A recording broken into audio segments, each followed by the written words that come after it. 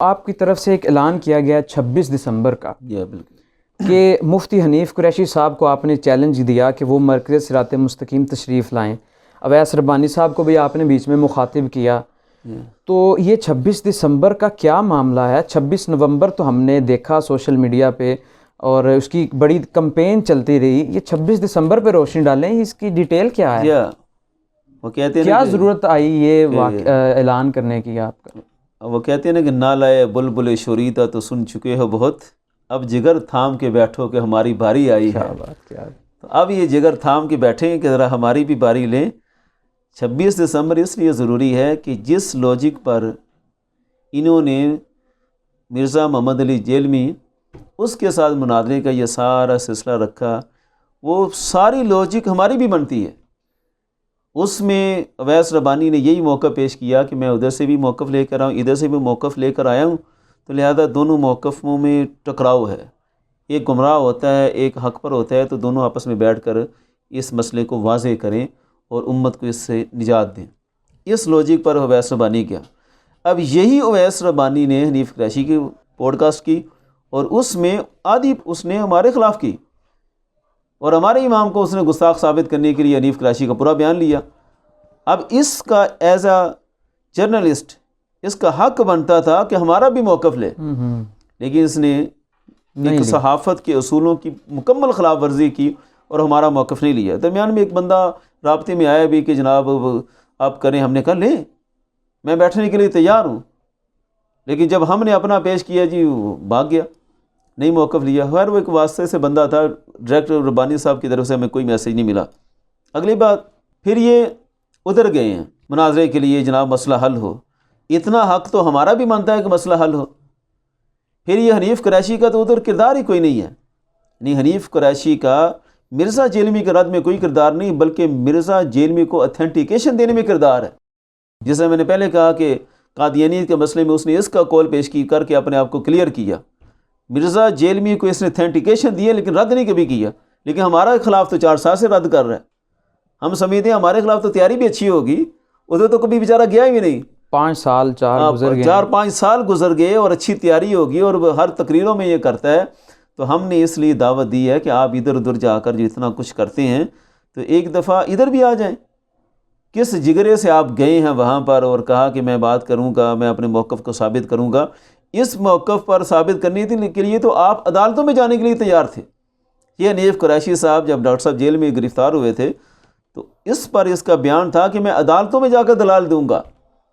اب جو بندہ عدالتوں میں دلائل دینے کی بات کرتا تھا آج وہ ہمارے مرکز میں آ کر دلائل دینے سے کیوں ڈرتا ہے؟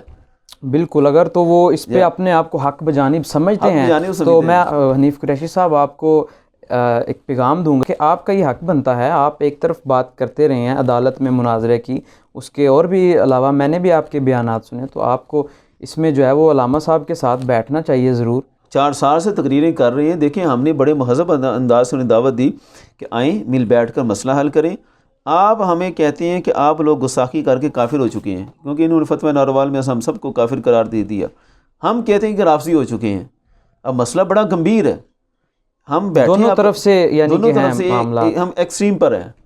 اچھا، ہم اس ایکسٹریم سے نکلیں. حنیف قریشی صاحب کو اتنے غیر بھی نہیں ہے کہ ایک موقع تھا کہ جب ہم بیٹھتے بھی تھے اکٹھے، وہ بھی ایک موقع تھا. دھرنوں میں اس طرح کے مواقع بنے ہیں.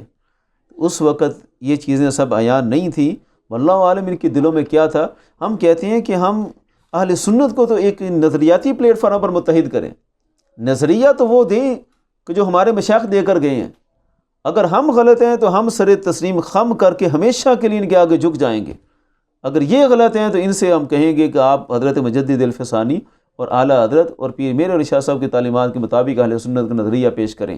اور آپ یقین جانیں اگر حنیف قریشی صاحب آتے ہیں اور ہم اتفاق رائے سے اہل سنت کے متفقہ نظریہ پر آ جاتے ہیں تو میں خود حنیف قریشی صاحب کی دست بوسی کر کے کہوں گا کہ آج کے بعد انہیں کوئی رافضی نہ قرار دے.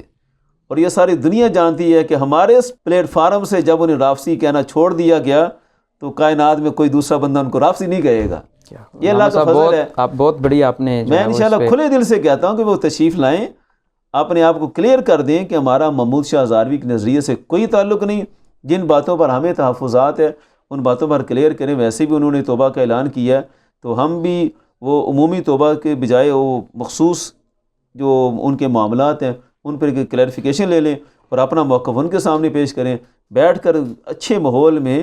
اور میں نے تو کہا ہے کہ ہم انشاءاللہ اچھی ضیافت کا بھی اہتمام کریں گے, اس ماحول میں اچھی طرح گفتگو ہو جائے, پھر اس کے بعد ہم جب ان کا ہاتھ تھامیں گے, اور یہ آپ جانتے ہیں کہ ہمارے بعد انشاءاللہ کوئی ان کو واپسی نہیں کہے گا, یہ تو بڑا اچھا موقع ہے ان کو اپنے آپ کو کلیئر کرنے آ کر.